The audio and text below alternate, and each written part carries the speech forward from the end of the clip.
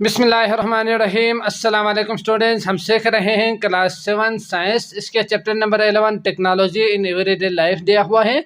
आज की स्टोरी में हम क्वेश्चन नंबर MCQs को अच्छी तरह से सीखेंगे। ठीक, इसके अलावा बाकी वीडियोस का लिंक आपको डिस्क्रिप्शन में मिल जाएंगे, आप वहां क्लिक करके वो भी देख सकते हैं।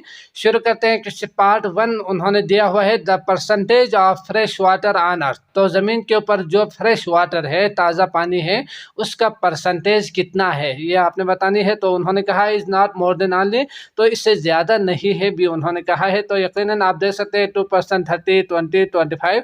तो आप जानते ही है कि अर्थ के ऊपर जो 100% पानी है उसमें से 98% नमकीन पानी है जो काबिल इस्तेमाल नहीं है, समंदर में मौजूद है, बाकी जगहों पे मौजूद है। और सिर्फ 2% ऐसा पानी है जो पीने के लायक है, इस्तेमाल आप कर सकते हैं। ठीक, तो ये चीज़ आपने याद रखनी है। तो 2% के ऊपर आपने टिक कर देनी है।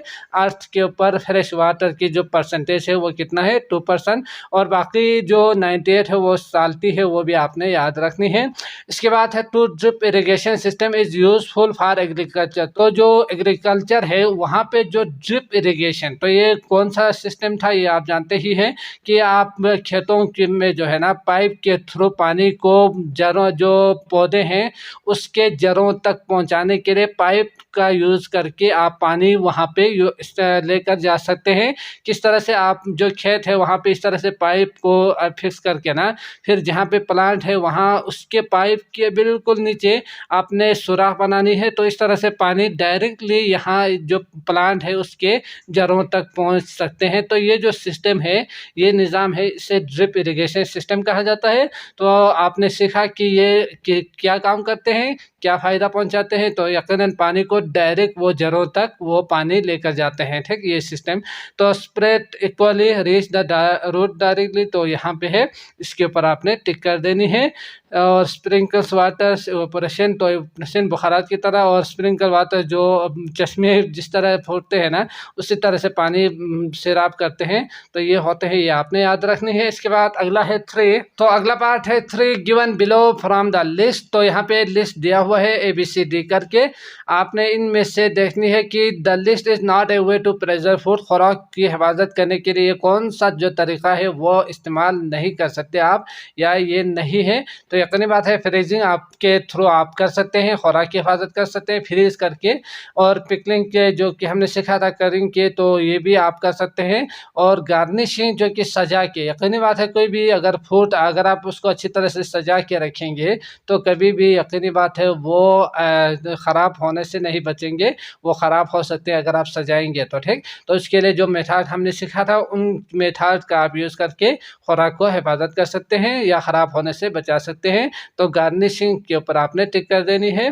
इसके बाद अगला है the best way to preserve vegetable is. तो कौन सा वाला जो यहाँ पे चार्ट दिया हुआ है, इनमें जो वेजिटेबल्स है उसको अगर आपने हिफाजत करनी हो तो कौन सा वाला बेस्ट है ये आपने बतानी है। तो आप जानते ही है कि जो वेजिटेबल है उसमें सालत वगैरह और बाकी जो सब्ज़ी है उनको अगर आप सुखा के रखेंगे तो ये एक बेहतरीन तरीक़ा होंगे जिसके ज़रिए आप खुराक को महफूज रख सकते हैं। ठीक, साल्टे ड्राइंग करें और पिकनिक, तो ड्राई करके आप इसे रखेंगे तो ये हिफाजत से रहेंगे, ख़राब नहीं होंगे। अगला है 5 the instrument use by doctor for listening to heart beat is. तो हार्ट बीट को अगर आपने सुननी हो तो जो डॉक्टर इस्तेमाल करते हैं उसको जो आला वो यूज करते हैं उसका नाम क्या है, तो स्टेथोस्कोप है। तो यही होंगे स्टेथोस्कोप, ये आला डॉक्टर यूज करते हैं ताकि इंसान के जो हार्ट है ना उसको वो उसकी जो बीट है उसको सुन सके। तो इसके ऊपर आपने टिक कर देनी है। माइक्रोस्कोप, जिसके ज़रिए आप बहुत ही छोटे जानदार को, या यूँ कहें कि बहुत ही छोटी जो चीज़ें हैं उसको बहुत बड़ा करके देखने के लिए यूज़ करते हैं। पेरिस्कोप, जो कि आप जानते ही होंगे कि अगर आपने कहीं से भी ना इस तरह से कोई जगह को अगर आपने देखनी हो तो यहाँ पे आप आईना यूज़ करके, इस तरह आईना यूज़ करके यहाँ से इस तरह की जो साइट है इसको देख सकते हैं। तो ये यूज़ करते हैं पेरिस्कोप। ऑप्थाल्मोस्कोप, जो कि आँखों के जो अंदरूनी जो जगह है उसको देखने के लिए ये यूज़ करते हैं। डायरेक्ट अगर आपने समझनी हो तो ये आप समझ सकते हैं। तो स्टेथोस्कोप स्टेटोस्कोप होंगे। ठीक, इसके बाद है 6 which of the following is used for making a working model of A stethoscope. तो वो कौन सा वाला जो प्रोसेस उन्होंने यहाँ पे दिया हुआ है वो यूज़ कर सकते हैं, कौन सी जो चीज़ें हैं वो यूज़ आप कर सकते हैं। स्टेटोस्कोप जो है उसको आपने अगर घर में बनानी हो तो इसमें आप देख सकते हैं फनेल्स है, प्लास्टिक टेप है, बालून एंड डक्ट टेप है, तो पहले ही दिया हुआ है। बाकी फिनिल्स एंड डक्ट टेप सिर्फ ये दोनों से काम नहीं चलने वाला, इसके लिए आपको ये सब चाहिए होंगे। ठीक, तो इसके ऊपर आपने टिक कर देनी है।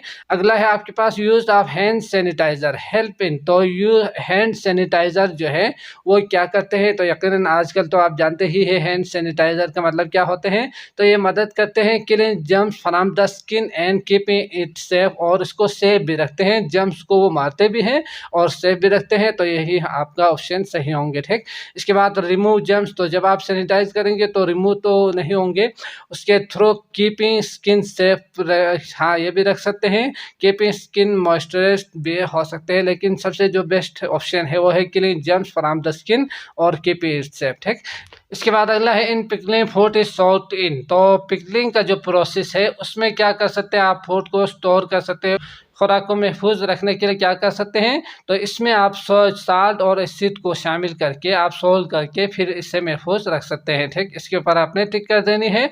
The process of food preservation in which bacteria is allowed to grow against the harmful bacteria is called. तो ये जो प्रोसेस है जिसमें प्रिजर्वेशन इन विच बैक्टीरिया को allow to grow against the harmful bacteria के अगेंस्ट जो grow करते हैं, इसे कहा जाता है फर्मेंटेशन। समझ गए, तो आपने इसके ऊपर टिक कर देनी है।